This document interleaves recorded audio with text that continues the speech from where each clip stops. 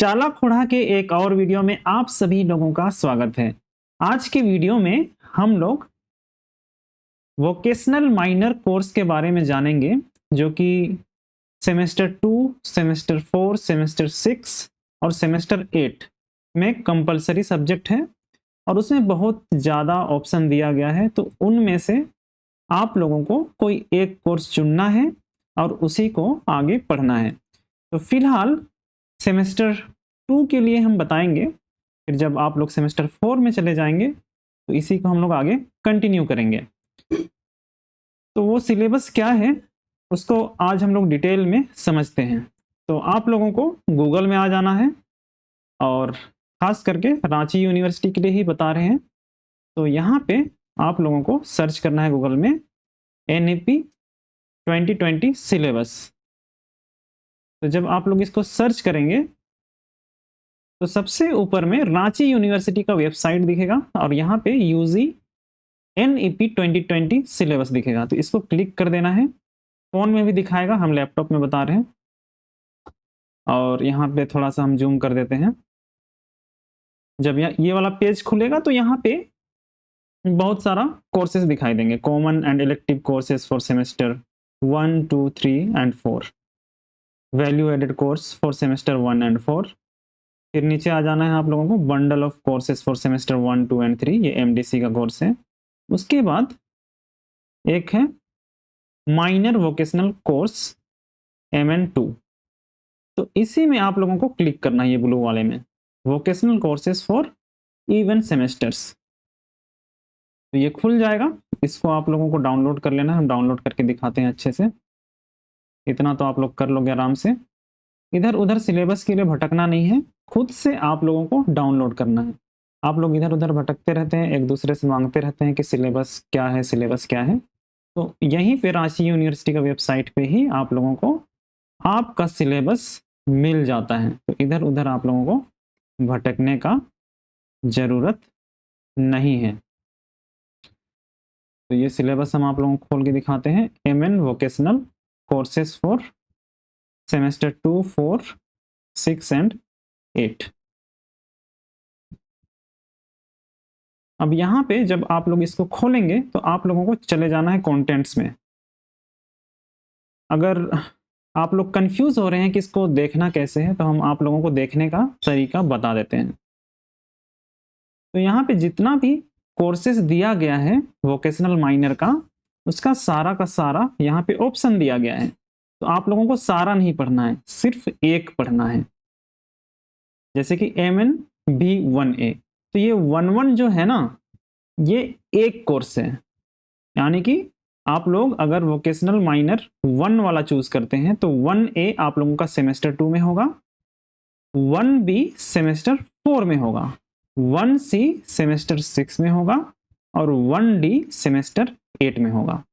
इस तरह से आप लोगों को चूज करना है। ये ऑप्शंस है, सारा का सारा नहीं पढ़ना है। तो मान लिया आप लोगों को 1 वाला पसंद नहीं आया, आप लोगों को पसंद आया 2 वाला, MNB2।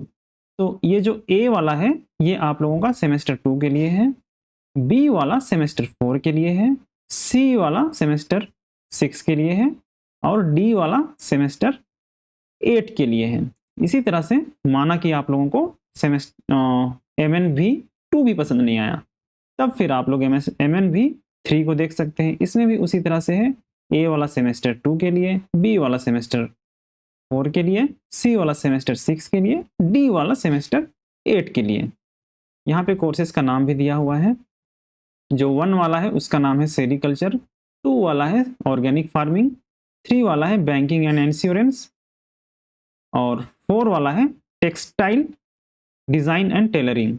उसके बाद 5 वाला है event management.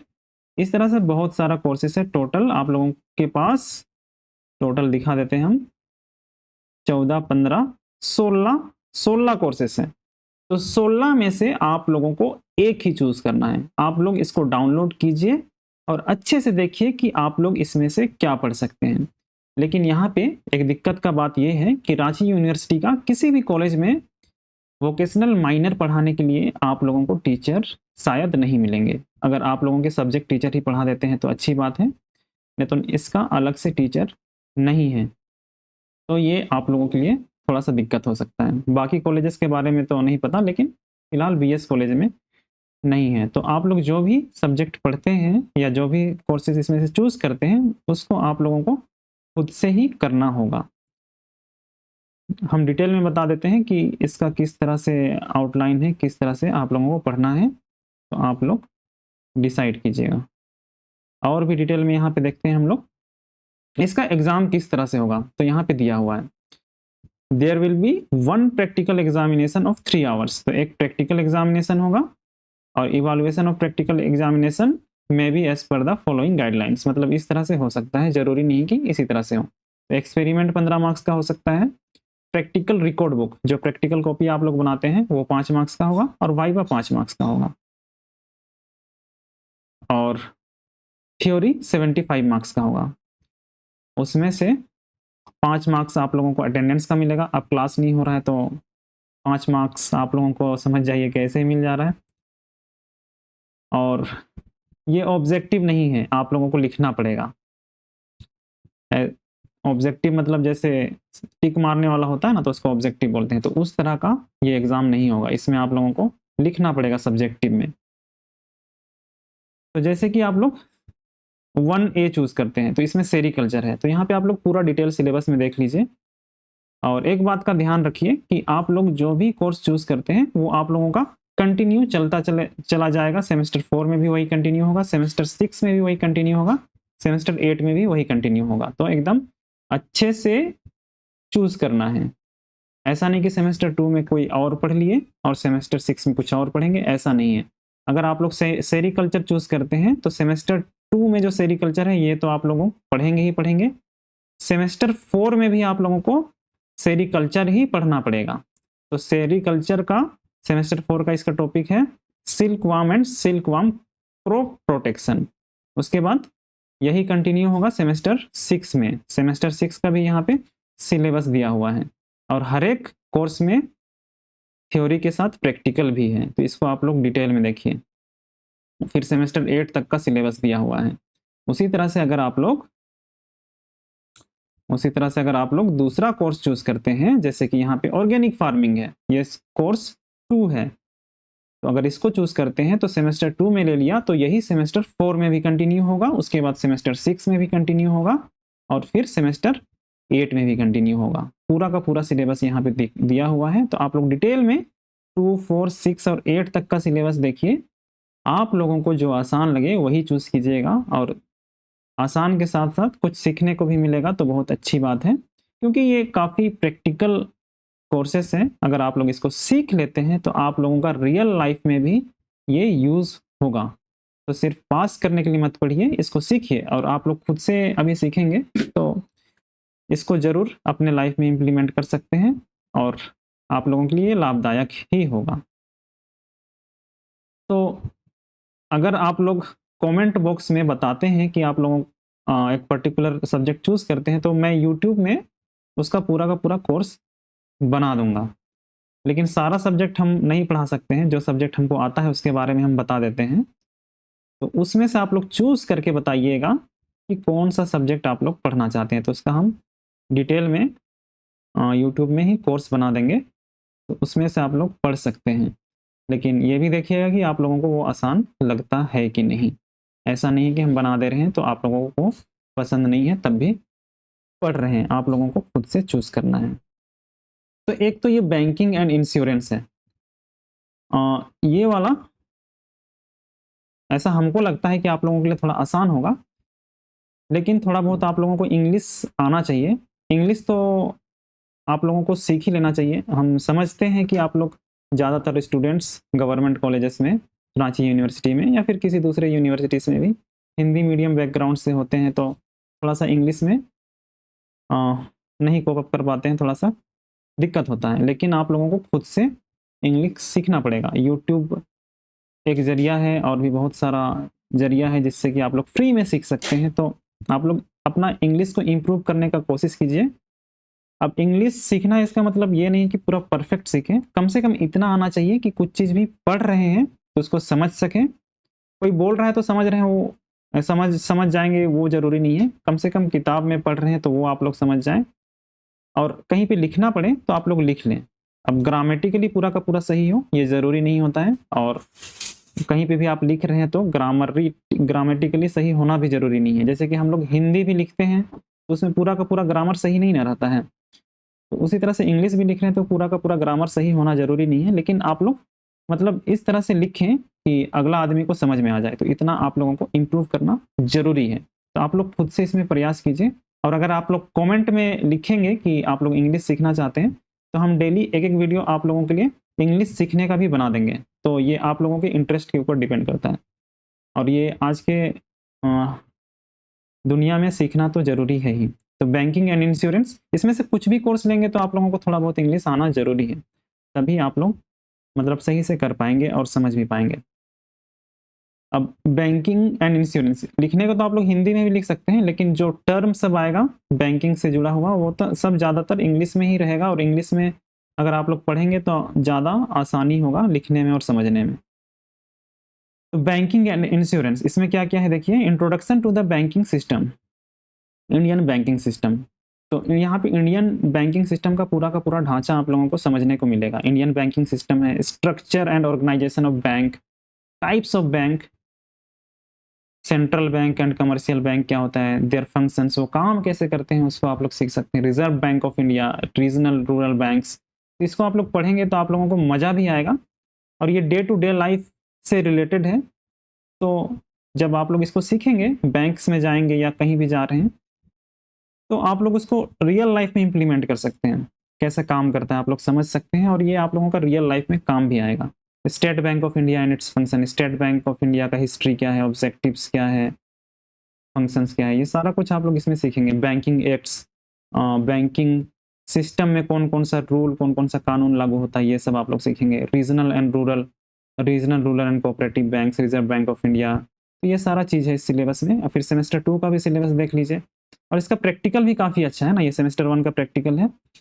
Practical session 1, understanding and analysing financial statements of banks. तो इसमें आप लोगों को क्या करना पड़ेगा कि जो बैंक्स का होता है तो हर साल वो लोग एक फाइनेंशियल स्टेटमेंट्स निकालते हैं, उनको कितना प्रॉफिट हुआ, कितना लॉस हुआ, उनका रिजर्व कितना बढ़ा, उनका एसेट्स कितना है, एसेट्स मतलब जो कमाने का साधन है, तो वो सब पूरा का पूरा एक फाइनेंशियल स्टेटमेंट्स होता है। तो वो लोग आप यहाँ पे पढ़ने सीखेंगे, ये सब भी अगर आप लोग बोलेंगे तो हम बता देंगे। तो ये एक कोर्स है जो कि हम पढ़ा सकते हैं, हमको थोड़ा बहुत आता है तो ये चीज़ हम बता सकते हैं। अगर आप लोग इसको पढ़ना चाहते हैं तो कमेंट बॉक्स में लिख के बताइएगा। प्रैक्टिकल्स भी हम बता देंगे अच्छे से। फाइनेंशियल रेशियो एनालिसिस, तो ये रिटर्न ऑन एसेट्स, इसका कुछ कुछ फॉर्मूला होता है जिससे कि आप लोग निकाल सकते हैं। बहुत ही प्रैक्टिकल चीज़ है, आप लोग सीख सकते हैं। तो ये रियल लाइफ इम्प्लीमेंटेशन के लिए फंडामेंटल्स ऑफ इंश्योरेंस, फिर इंश्योरेंस के बारे में आप लोग जानेंगे सेमेस्टर 2 में। उसके बाद थर्ड सेमेस्टर में क्या है वो देख लेते हैं। इसको आप लोग खुद से भी एक बार डाउनलोड करके पढ़ लीजिएगा। फिर इंटरप्रेन्योरशिप है ना, इंटरप्रेन्योरशिप आजकल इन्हीं का ज़माना है और आगे चल के इन्हीं का राज होने वाला है। इंटरप्रेन्योरशिप मतलब जो बिजनेसमैन बड़े बड़े होते हैं तो उसका क्या क्या तरीका होता है वो सब यहाँ पे किया हुआ है।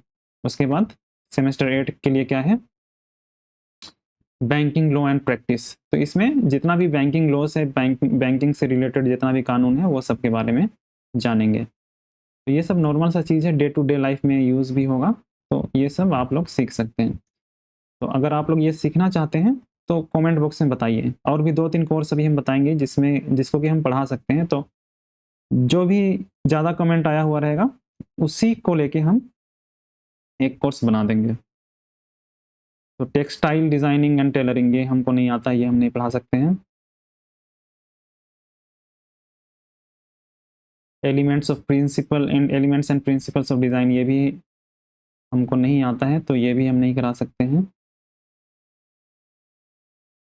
और आगे देखते हैं क्या है, आप लोग चूज़ कर सकते हैं खुद से, है ना। अगर कुछ आसान सा है तो इवेंट मैनेजमेंट, ये भी आसान है लेकिन इसका प्रैक्टिकल थोड़ा सा अलग टाइप का है, तो ये आप लोग देख सकते हैं, लेकिन इसमें मेरा एक्सपर्टीज़ नहीं है तो ये चीज़ हम नहीं पढ़ा सकते हैं, लेकिन आसान है। और डे टू डे लाइफ में आप लोग बिजनेस वगैरह खोलना चाहते हैं, इवेंट प्लानिंग आजकल काफ़ी चलता है, तो आप लोग ये भी पढ़ सकते हैं। इसका सिलेबस देख लीजिए और ये इसको आप लोग कंसीडर कर सकते हैं, ये आप लोगों के लिए आसान हो सकता है।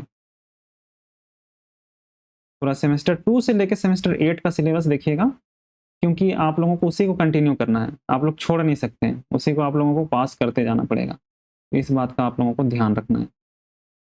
फिर आते हैं फॉरेस्ट्री। फॉरेस्ट्री ये भी आप लोगों के लिए आसान हो सकता है, लेकिन रियल लाइफ में इम्प्लीमेंट होने जैसा इसमें कुछ चीज़ नहीं है, तो अगर थ्योरी पढ़ना है तो ये आप लोग पढ़ सकते हैं। और इसमें आगे चलते हैं, प्लांटेशन फॉरेस्ट्री वही सब चीज़ें।